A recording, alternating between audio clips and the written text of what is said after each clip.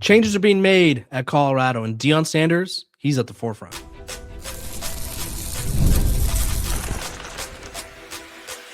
You are Locked On Buffs, your daily podcast on the Colorado Buffaloes, part of the Locked On Podcast Network, your team every day. Welcome to Locked On Buffs. I'm your host, Kevin Borba. Today's episode is brought to you by Mazda. We put that same drive into every detail. Wins define the moment. Putting in the work, that defines you. Stay tuned for highlights in this week's Moving the Game Forward. There's more to a Mazda because there's more to you. We are also brought to you by the Locked On Podcast Network, the #1 sports podcast network in the business. We're free and available wherever you get your podcast. Today's episode, we're going to be talking about the changes that Deion Sanders Jr. said that his father is making, which I think is a good thing, and it also proves me right. So I've loved the take. And we're also going to talk about wide receiver one situation for Colorado. They have, I think, 4 wide receiver one talents, but obviously someone's going to have to sort of emerge as that guy. I'm going to give you who I think has the inside track. And then Coach Prime is apparently under pressure, according to one college football expert, and we'll talk about that later. So when making an appearance on Dukes' podcast, Deion Sanders Jr., Bucky, also known as Bucky, said, and I quote, "Last year was terrible for everybody, but it was good.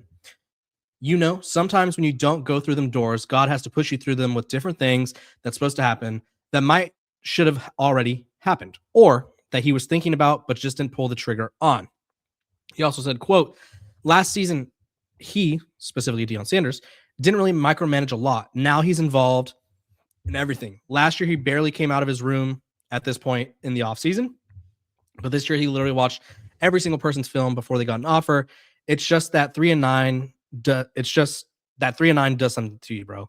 So now he's 1,000% involved in every single thing. He's always been a no tolerance person, but now it's a no tolerance zone over the whole school because it's like this bleep ain't gonna happen again. This is embarrassing." And he also said that he's seen the Colorado players and coaches accept more responsibility for living up to the standard that Coach Prime has set. And so for me, this validates the changes that I said happened probably about a week or so ago, that Deion Sanders is changing his culture and he's changing his buy-in, right? Deion Sanders, I don't think was ever not bought in to being the coach at Colorado, but I think he visualized more of a general manager role where he could just sort of count on other people to do things the right way. The problem when you count on other people to do things the right way and they aren't you, or in some cases, they know what you expect, but they aren't really worried about how it affects your legacy, is those people don't put in the effort or simply miss on what is needed. Coach Prime got it punched in the mouth this past year, right? Obviously off the field with the cancer stuff, but on the field, he saw the beginning of what could have been like a Big 12 contending sort of dynasty, if you will, in terms of just contending for Big 12 titles every year. He saw that collapse right in front of him, right? The coaching was bad. The attitudes were bad. The roster construction was bad, right? Everything about Colorado this past year was bad. And this is, in my eyes, Coach Prime going, that's my bad. I shouldn't have let this happen. Obviously, I'm not going to hold the roster. I'm not going to hold everything against him because he was dealing with cancer. Like, what do you expect him to do? But he is clearly like, this is not happening again. I'm betting my career on it. I'm putting my face on this team. I'm watching all these guys' film. I'm giving everybody the final stamp of approval. And that, to me, shows Coach Prime is bought in like no other. And it also shows when Bucky says that, yeah, there's just sort of this different buy-in from players and coaches. What does that mean? Well, to me, that is a sign that Coach Prime realized the attitudes, the culture, the mentality that Colorado had last year, it was weak. It wasn't going to get it done, and it held the program back, right? LeJonte Wester, and this is a random note, but is the prime example of what Colorado needed last year from veteran players, right? LeJonte Wester, I'm going to take a sip of water real quick as I fight this respiratory sickness. LeJonte Wester is an NFL player. He returned to Boulder over the past couple of days and posted a message to Colorado players and said something along the lines of, don't meet me there, beat me there, like for a workout, which is essentially saying like, I want you guys to pull through or come through, but I don't want you guys, if I say the workout's at 12, I don't want you showing up at 12. I want you to show up at 11:30, get some workout in. He said, back in DeBiddy, which I think that means the city, if I had to guess. All Colorado wide receivers, indoor 1230, don't beat me there. Or beat me there, don't meet me there, right? So he's saying, go in, put in that extra work, and then I'll put in that extra work for you. That's what Colorado needed. Instead, the guys that Colorado was counting on to be leaders, and I'll call them out by name. Like, it is what it is. We all know who it is. Jordan Seaton quit on the team. DJ McKinney quit on the team. Omarion Miller was not the example that he needed to be. Even Joseph Williams, coming late from the bye week, he clearly was not the leader that Colorado needed from him. There's a reason he got suspended for that game. Colorado needs leadership, and it starts at the top with the culture that is cultivated. And last year, I think people took the players, which is really truly unfortunate, took advantage of the fact that Coach Prime wasn't there every second of every day to be like, okay, this is what we're doing. And they took advantage of it. They exploited it, and then they got exposed, right? This year, Coach Prime is more active, which I think is a testament to him being healthy. So shout out to him and the man upstairs for blessing him with his health. But it's a testament to him being there. It's a testament to him instilling this culture. And also, he made hires, Brennan Marion, Josh Niblett, Coach Marv at linebackers, right? He's made these hires where even the DB's coach, these guys are getting in their face. These guys are locked in. They are telling them like, hey, this is your opportunity. Don't mess it up. Like, they are really stressing the importance of like being there for one another, but not fumbling their opportunity. And to me, last year's team played and acted as if they were the 9-4 team, which 9-4 for Colorado based on recent years was really good. But a lot of those guys acted as if they were Shedeur Sanders and Travis Hunter. They had nothing to prove. And guess what? Shedeur Sanders and Travis Hunter would have never acted that way. They were the hardest working players Colorado had. That was not the case this past year. You had guys like Caden Salter not being a good leader. You had so many guys, right? So for Colorado, this is a turnaround. This is a rebuild. This is a blowing it up in a way, because it's like, okay, what we had last year can't happen again, right? That was embarrassing. We cannot have that again. So I'm excited to see how a strong culture cultivated in the offseason helps Colorado moving forward. And I'm also glad that I was right, obviously. I knew I was right, and a lot of people disagreed with me, but it is what it is. We're going to take a quick break. When we come back, who's wide receiver 1, and who do you think has the edge? Because I think it's DeAndre Moore, and I'll explain why.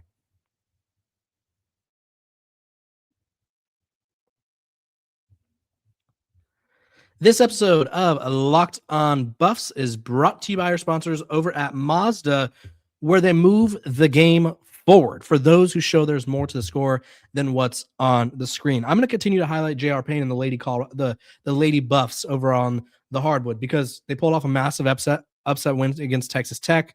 Huge crowd in attendance. Coach Prime was in attendance. Big win in a big moment ahead of the biggest time of the year. These remind us of what it really takes to raise the bar. It's the extra work off the court, dialing in every detail, giving it that extra fire, that grit, and I never quit. We put that same passion in every model. Highlights make the real. What it took to get there makes it count. There's more to a Mazda, because guess what? There's more to you.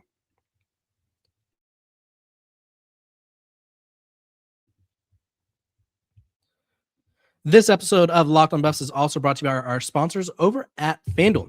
Ever wanted to experience the NBA Finals live and in person? FanDuel is giving you the chance to turn that dream into a reality with their NBA sweepstakes. Here's how it works. Use your profit boost on any NBA future, and you'll automatically be entered for a shot to win an NBA Finals trip for 2. That's right. Flights, tickets, the whole shebang. If you're already looking at the board and thinking about which team can make a deep run, this is the perfect time to lock it in. And now, not only can you pick your cash, or not only can you cash your pick, can't pick your cash, you can cash your pick, but you could also send you to the NBA Finals. Visit FanDuel.com to get started. Use a profit boost on an NBA future and get entered for your chance to win a trip to the NBA Finals. Play your game. FanDuel, the official sports betting partner of the NBA.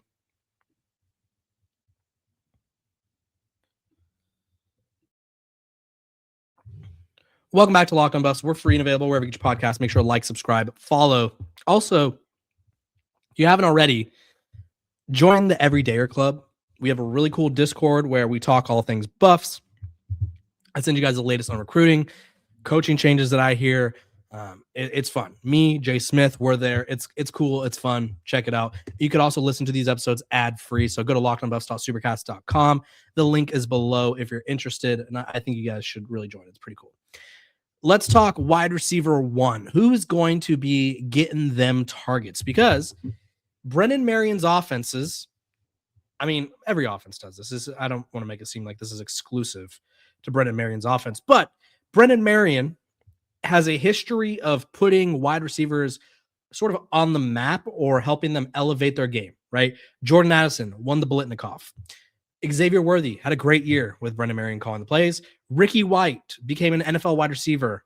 And this past year, Ernest Campbell went from a guy who got he got no run at Texas A&M to a guy that led the team in catches and every statistical category. He had 37 catches for 750 yards, 20.4 yards per catch, 8 tuds. Now, Colorado's wide receiver room is stacked. Ernest Campbell, he's in the mix, right? He's kind of working behind the 8 ball, in my opinion, because of track. Joseph Williams, DeAndre Moore, Danny Scudero, Cam Perry, Quentin Gibson, Quanell Farrakhan, Hakeem Williams. The coaches really liked him last year, right? There's so many guys. Christian Ward, another youngster. So many guys. But realistically, if you just look at how this works out. Last year for Sac State, there was 2 guys with 20-plus catches.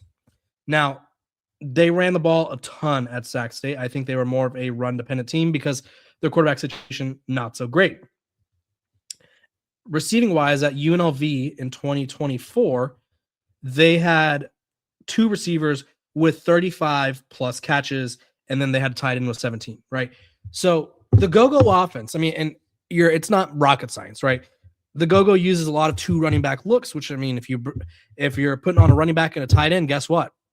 You're taking receivers off the field. So it'll be interesting to see which receivers are getting run. That being said, I think there's 2. I said DeAndre Moore, but I think there's 2 that currently have the inside track to being wide receiver 1. DeAndre Moore, to me, has the inside track because Brendan Marion has hand-selected him twice. He recruited him to Texas. He's a proven guy at Texas. Was always sort of wide receiver 2 or 3, sure-handed, big play possibilities. I mean, if you go watch the 24 SEC championship game against Georgia, he comes up with a huge catch that I think a lot of Texas fans thought would help seal the deal. But short little RPO slant route, I think that's what it was, and shakes a defender and takes it 40, 50-plus yards. He's speedy, can make contested catches. He's everything, and really, really tough blocker, which Colorado didn't have last year. Hand-selected by Brendan Marion twice, experienced, and he wants to prove he's wide receiver 1, and I think this is his best opportunity to do so. He, to me, has an inside track. Another guy who has the inside track, and maybe he has the best path of them all, is Danny Scudero. Danny Scudero led college football in receiving yards. I think he was probably the most electric or elusive wide receiver in college football last year. He racked up 88 catches for 1,300 yards, 10 tuds, 14.7 yards per catch. Listen, he is already, and you could tell, right? Coach Prime is always, and the Colorado staff have always had, you could tell who they are gravitating toward. And right now, it's him. The coaches love what he's accomplished. The coaches love his attitude. He was an underrated recruit, starts his career at Sac State. I don't think he had any FBS offers out of San Jose State. Gets overlooked by San Jose State while being from San Jose, which is quite literally insane. But as a recruit, not nationally ranked in the 24/7 Sports Composite, 1 offer, which was from Sac State. Tyler Osborne, Troy Taylor covered Troy at Stanford. He had a knack for finding these under the radar guys, and Danny Scudero is that guy. And I think we could tell early in these videos that Danny Scudero is turning some heads. And I think it's going to be a battle between him and Moore for wide receiver 1.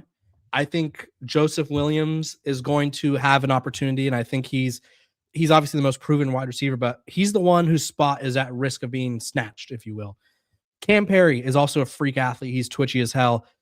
Ernest Campbell, I mean, experience in the offense. It's going to be interesting to see who claims that wide receiver 1 spot, because the way the go-go offense works, and I'll even go back to the Pitt years when Brendan Merriam was calling plays with Jordan Addison.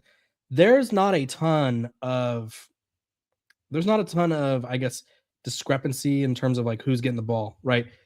I would say the Pitt year is the most versatile year of the go-go, or the most diverse year. You had 4 wide receivers with 25 or more catches. I think Colorado's offense will look more like this. He had Jordan Addison with 100, another guy with 47, another guy with 27, another guy with 25, and then 2 tight ends that had 28 and 38. So look for Zach Atkins to have a big year, right? But the wide receiver situation is going to be really interesting. I think DeAndre Moore's, big playability and sort of grittiness and just experience will help give him that inside edge.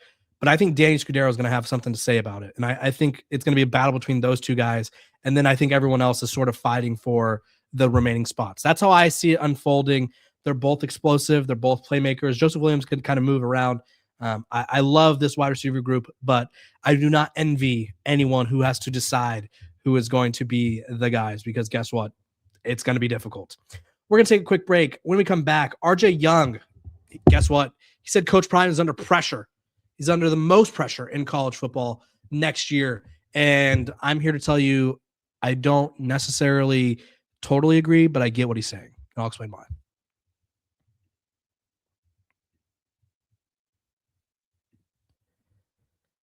This episode of Locked on Buffs is brought to you by our sponsors over at Indeed. Workplace chaos, deadlines stacking up, inbox overflowing, and the one position you have to fill still sitting open.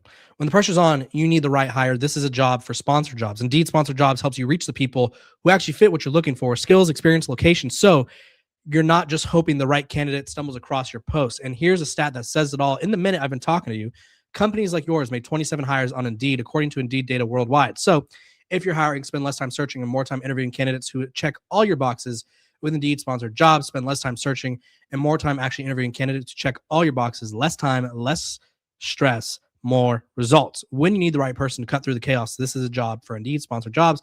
And listeners of the show will get a $75 sponsored job credit to help get your job the premium status it deserves at Indeed.com/podcast. Go to Indeed.com/podcast right now and support our show by saying you heard about it Indeed on this podcast. Indeed.com/podcast. Terms and conditions apply. Need to hire. This is a job for Indeed Sponsored Jobs.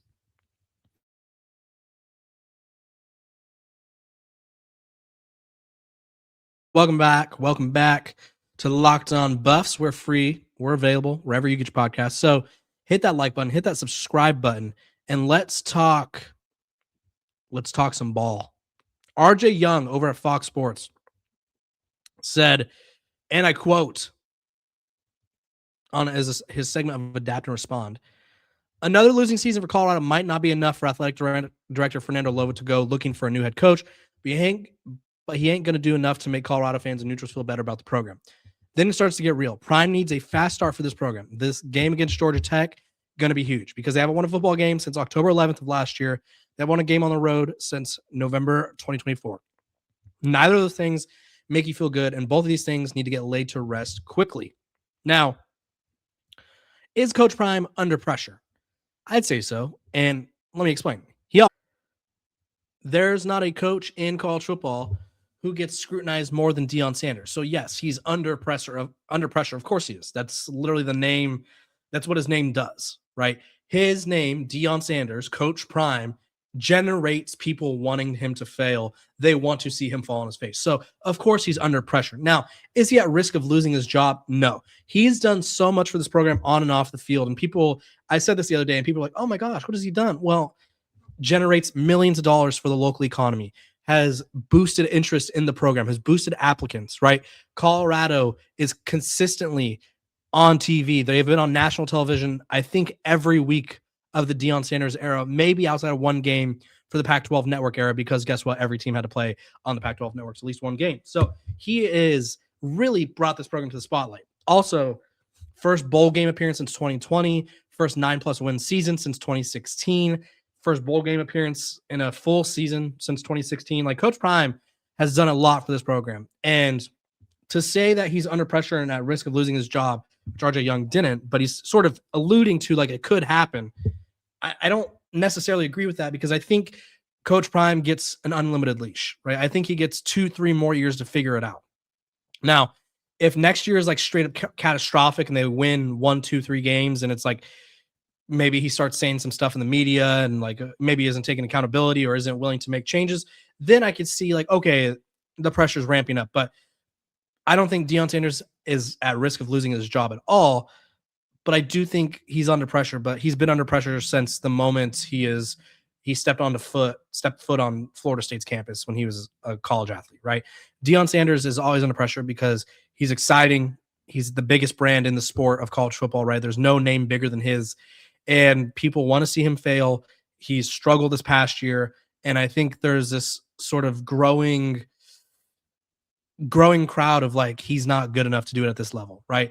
I think a lot of people in college football circles think he had an advantage at Jackson State because he was simply able to just out talent everyone and didn't really have to worry about coaching. And so now that his coaching is on display, he gets exposed.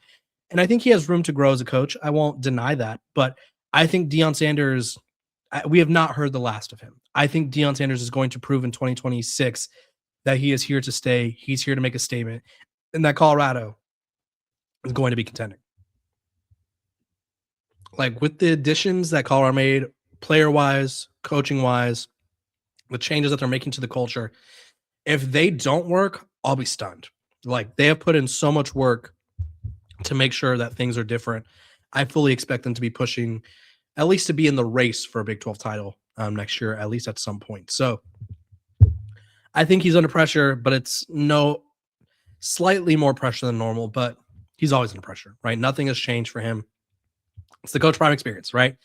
Everyone loves to talk about him. Everyone loves to see him succeed, or some people love to see him succeed, but even more people love to see him fail. So he's under pressure because of the standard he brings, because of the tension he brings, but I don't think he's at risk of losing his job. Let me know what you guys think. Is he under pressure? Is he? Is he not? Let me know what you think. I'm Kevin Borba, host of Locked on Buffs, and I'll see you guys tomorrow.